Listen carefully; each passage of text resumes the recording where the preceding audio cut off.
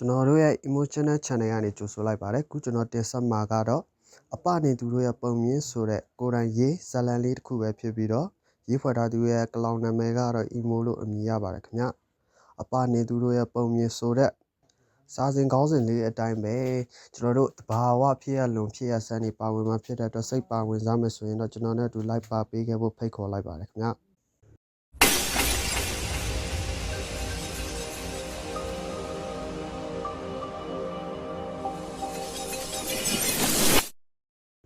အပနေသူတို့ရဲ့ပုံမြင်အပိုင်း1 question စံအိမ်တော်သွေးပြတ်ဖွယ်ကောင်းသောညတညယနေ့သည်ပြည့်ဝန်းစွာထွက်ပေါ်လာရမည့်လာပြင်းညတညဖြစ်တော်လဲတုံးဖန်းစီရင်စုအတွင်းမှာတော့လာမင်းကြီးသည်တိမ်ဆိုင်တိမ်မဲများဖုံးလွှမ်းလျက်ရှိသည်လူသွားလူလာမရှိသောလမ်းတစ်ခုတွင်ထိုတောလမ်းမှတောက်လျှောက်ဆက်သွားလျင်ဒေသခံများအစာခီးသွားများအစုံမြည်သူမှရောင်၍ပင်မသွားရဲသောကွေရှင်းစံအိမ်တော်ကြီးတည်ရှိလျက်ပင်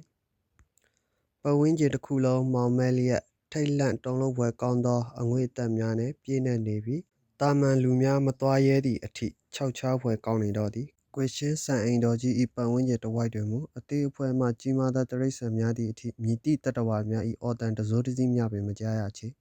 တိတ်ဆိတ်ငြိမ်သက်မှုတို့ကြီးစိုးလျက်ပင်သို့သောထိုသို့ခြောက်ခြားဖွယ်ကောင်းသောကွေရှင်းစံအိမ်တော်သို့သွားသည့်တောလမ်းတွင်စီးချက်ကျသောခြေတံတစ်ခုသည်တိတ်ဆိတ်မှုအားဖြိုခွင်း၍ကျယ်လောင်စွာထွက်ပေါ်လာလျက်ရှိသည်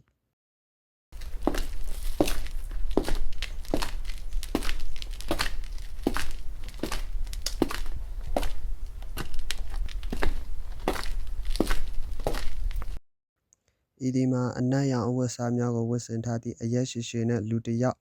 အနီလူသည်မဲနက်နေသောသပင်ရှည်များကိုနောက်တွင်စီးနှောင်ထားပြီးအရှေ့ဘက်မျက်နှာပြင်နဖူး၏ညာဘက်ခြမ်းတွင်မူသပင်ဖြူအနှဲငယ်သည်ကျဆင်းလျက်ရှိသည်ထိုသူ၏ဝတ်ဆင်ပုံမှာခစ်ဆန်ပြီးကျင်းပေါင်းပြီးအနက်ရောင်အဖြူရောင်အင်ကြီးပါအားအောက်ခံဝတ်ဆင်ထား၍အပေါ်တွင်အနက်ရောင်ဂျက်ကတ်တစ်ထည်အားဝတ်ဆင်ထားသည်သူ၏ခစ်ဆန်၍ခန့်ညားသောလူငယ်ရုပ်ရည်ကိုပါထပ်ပေါင်းထည့်ရလျင်ပြိုတိုင်းကြိုက်သည့်နှင်းစီခိုင်ဖြစ်ပေလိမ့်မည်ထိုလူငယ်လေးဖုံးထုတ်လိုက်ပြီးအချိန်အားတစ်ချက်ကြည့်လိုက်သည်8 နာရီပေါ့အဆင်ပြေပါတယ်အမောင်ရန်ဤတိတ်ဆိတ်သောညတွင်ခြေတံများသည်ပက်တင်ထက်နေခဲ့သည်ထိုလူငယ်ဤနာမည်မှာချန်ကျွန်းဖြစ်လေသည်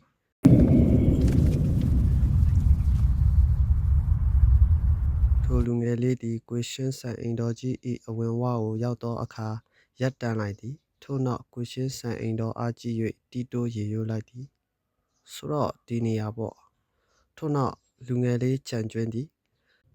မျက်လုံးကိုစက္ကန့်အနည်းငယ်ကြာမှိတ်၍ဖြင်းချင်းစွာပြန်လဲဖွင့်လှစ်လိုက်သည်နတ်အမြင်အာရုံချန်ကျွန်း၏မျက်လုံးတစ်စုံသည်နေတစင်းကဲ့သို့တောက်ပလျက်ရှိပြီးအရာအလုံးကိုထိုးဖောက်သိမြင်နိုင်သည့်နှမျက်လုံးတစ်စုံလိုပဲ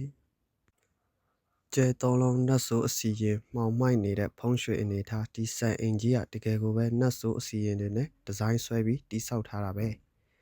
တရေတစေတွေဒီလောက်များနေတာမထူးဆန်းတော့ပါဘူးလူငယ်လေးချန်ကျွန်းသည်တီတိုးရေရိုးလျက်ပြေးရသောမျက်နှာအနေထားနှင့်သူ၏လက်နှစ်ဖက်ကိုဘောင်းမီအိတ်ကပ်ထဲထည့်နိုင်ရင်ခြံဝင်းထဲသို့ခြေတလန်းချင်းတိုးဝင်သွား၏ကျိန်စာတစ်အိမ်လားစိတ်ဝင်စားစရာပဲချန်ကျွန်းသည်မဲ့ပြုံးပြုံးလျက်ခြံဝင်းထဲသို့ဝင်ရောက်သွားလိုက်သည်ခြေတံများသည်ပုံမကျဲလောင်လာပြီးတကားဝရှေ့သို့ရောက်အောင်ရှေ့သို့ဆက်လက်လျှောက်လန်းနေခဲ့သည်ခြံဝန်းသည်အလွန်ကျယ်ဝန်းပြီးတကားစီသို့သွားသောလမ်းတစ်လျှောက်ဘေးနှစ်ဖက်နံရံတွင်ခြုံနွယ်ပိတ်ပေါင်းများထူထပ်နေပြီးတစ်ပင်များစီသို့ရစ်နွယ်နေသောနွယ်ပင်များသည်ပတ်ဝန်းကျင်မြင်ကွင်းအားပုံမကြောက်မက်ဖွယ်ကောင်းစေသည်ခြံကျွင်းခေါ်ထိုလူငယ်လေးသည်အိမ်တကားရှိသို့ရောက်သောအခါခေတ္တရပ်တန့်လိုက်ပြီးစံအိမ်ကြီးအားအသာအရာမော့ကြည့်ကာတကားအားဖြည်းညှစ်စွာတွန်းဖွင့်လိုက်သည်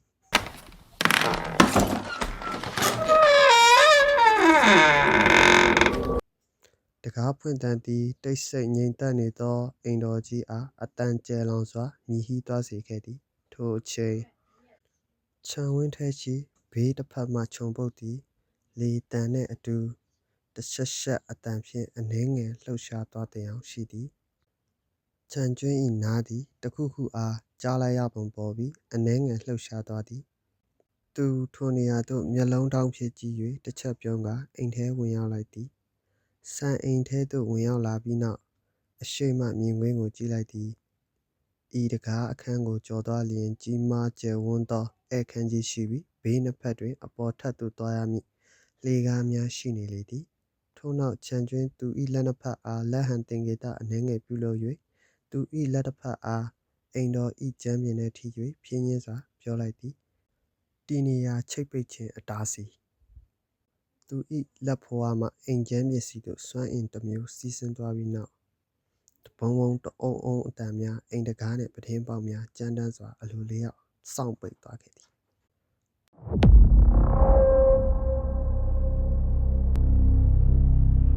ထိုစဉ်စားပွဲခုံတစ်ခုံသည်ဝမ်းကနေရုတ်တရက်ခြံကျွင်းစီသို့ပြင်းထန်သောအရှိန်ဖြင့်တိုးဝင်လာခဲ့သည်ခြံကျွင်းနောက်ကျွန်းတစ်ချက်ထိုး၍ရှောင်ရှားလိုက်သည်သူ၏လက်နှစ်ဖက်မှအိတ်ထောင်ထဲထည့်ထားဆဲပင်ထို့နောက်ခြံကျွင်းသည်ကပတ်အိတ်ထောင်ထဲမှစီကရက်တစ်ပူအားထုတ်ယူ၍စီကရက်တစ်လိပ်ယူလိုက်သည်ထို့နောက်ပါးစပ်တွင်တစ်ယူလိုက်သည်ခြံကျွင်းသည်သူ၏ညာဘက်လက်နှစ်ချောင်းအားလေထဲတွင်အကြိမ်အနည်းငယ်ခါရမ်းလိုက်သောအခါသူ၏လက်နှစ်ချောင်းမှတာမန်မီးနှင့်မတူသောနီရဲကျစ်တောက်နေသည့်အနီရောင်မီးတောက်တစ်ခုထွက်ပေါ်လာခဲ့သည်ထို့နောက်ထိုမီးတောက်ဖြင့်ပါးစပ်တွင်အစင်သစ်တစ်ထားသောစီကရက်အားမီးညှိလိုက်သည်